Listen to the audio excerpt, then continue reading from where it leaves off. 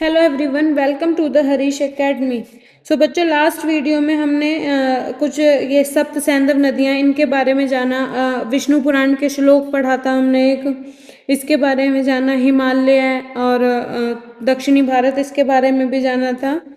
आज हम करेंगे हाउ फॉरेनर्स नेम्ड इंडिया, यानी कि जो विदेशी थे उन्होंने किस तरीके से इंडिया नाम दिया। The first The first foreigners to mention India were the Persians, the ancient inhabitants of Iran.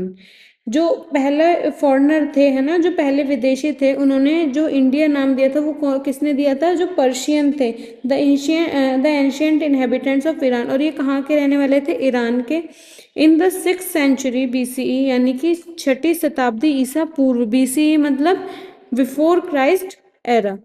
A Persian emperor launched a military campaign and gained control of the region of the Indus River. जो Persian emperor थे, वहाँ के जो Persian शासक थे, उन्होंने क्या करा? अपनी एक सेना बनाई और उन्हें कहाँ भेजा? सिंधु नदी पर इंडस रिवर को कंट्रोल करने के लिए, वहाँ पर अपना नियंत्रण स्थापित करने के लिए। Which as we saw was earlier called Sindhu, और इसे क्या कहा? Sindhu. So it is no surprise that in their earliest record and stone inscriptions the Persians referred to India as Hind, Hindu और हिंदू। यानी कि जो इनके लिए कोई आश्चर्यजनक बात नहीं थी, और जो उनके पुराने क्या थे, रिकॉर्ड्स थे या फिर अभिलेख थे, उन पर इनका इसका नाम लिखा हुआ था पर्शियंस ने, जिसमें क्या था? पहले हिंद, फिर हिंदू, फिर हिंदू बना। Which are adaptations in their language of Sindhu. Note that in ancient Persian, Hindu is a purely geographical term. It does not refer here to the Hindu religion. यानी कि जो इन्होंने हिंदू नाम दिया है ना, ये क्या करते थे? सिंधु, जैसे सिंधु स की जगह ये क्या बोलते थे? ह बोलते थे, है ना। तो इन्होंने जो हिंदू नाम दिया है वो कैसे दिया है? वो भौगोलिक तौर पे दिया है, ना कि हिंदू धर्म को मानते हुए या फिर हिंदू रिलीजियन के लिए। Based on these Persian sources, जो पर्शियन सोर्सेज थे, जो पर्शियन के पास स्रोत थे इस चीज के, उस पर based the ancient Greeks name the region Indoi और इंडाइक। जो एंशियंट ग्रीक लोग थे, उन्होंने क्या नाम दिया? इंडोई और Indike. They drop the initial letter H of Hindu because, इन्होंने क्या करा? जो ये एच था, ये पहला लेटर एच, इसको क्या कर दिया? ड्रॉप कर दिया इन्होंने, यानी कि हटा दिया। Because this letter did not exist in their Greek language, क्योंकि उनकी जो ग्रीक लैंग्वेज थी उसमें वो एग्जिस्ट नहीं करता था ये लेटर, कौन सा? एच। इसलिए इन्होंने क्या नाम दे दिया? इंडोई और इंडाइक। जैसे देखो यहाँ पे सिंधु से हिंदू बना, फिर इंडोई, इंडाइक, है ना। The ancient Chinese also interacted with India. In several texts they refer to India as यिंतु और यिंदू। अब देखो जो चाइनीज है, प्राचीन भारत में हमारे चाइनीज भी आए थे, है ना। बहुत मतलब जो यात्री आए थे वहाँ से, हमारे देश में अलग अलग देशों से यात्री आए, तो चाइना से भी आए थे। तो चाइनीज ने इन्हें क्या, इंडिया को क्या कहा? They refer to India as Yintu. पहले इन्होंने यिंतु कहा, फिर इन्होंने Yindu. This word also originally comes from Sindhu. ये भी कहाँ से आया है? सिंधु से ही लिया गया है। इन द फॉलोइंग मैनर, जैसे देखो यहाँ पे सिंधु, फिर हिंदू बोला इन्होंने, फिर उसे इंदू बोला, और फिर लास्ट में क्या बोल दिया? हिंदू। ये हमारा कॉन्स्टिट्यूशन का फर्स्ट पेज दे रखा है हमें। फर्स्ट पार्ट क्या है इसका? The union and its territory.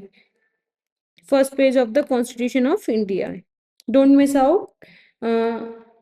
ज़ुआनज़ैंग, formerly spelled Hiuen Tsang. इसे ये कौन है? ये ह्यूइन सांग, ठीक है।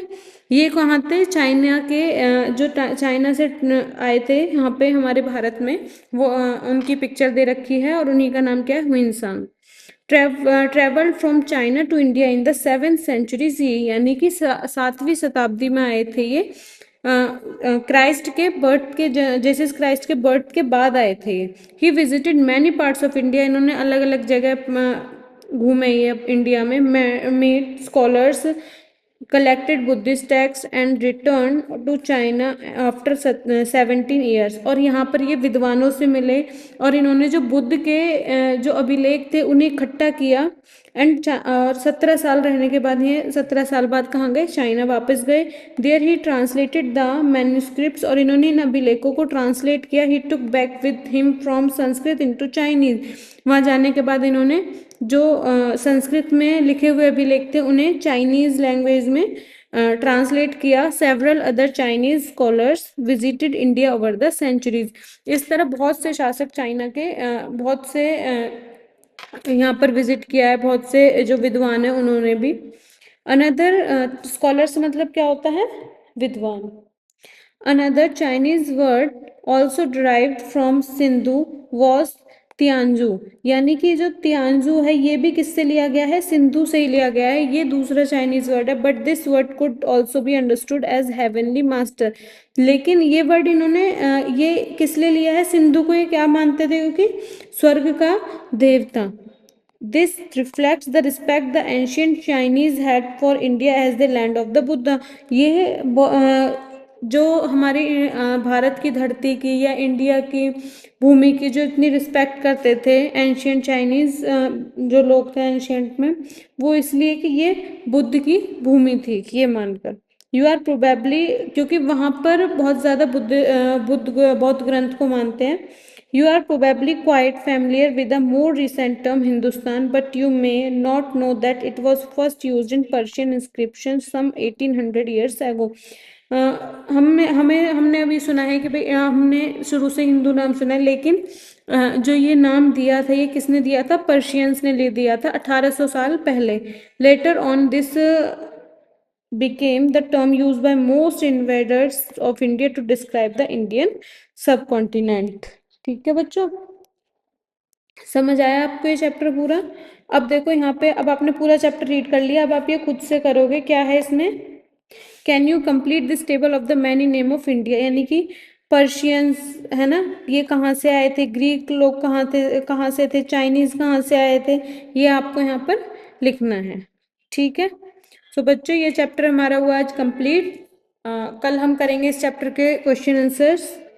सो तब तक के लिए bye and have a nice day. Thank you for watching.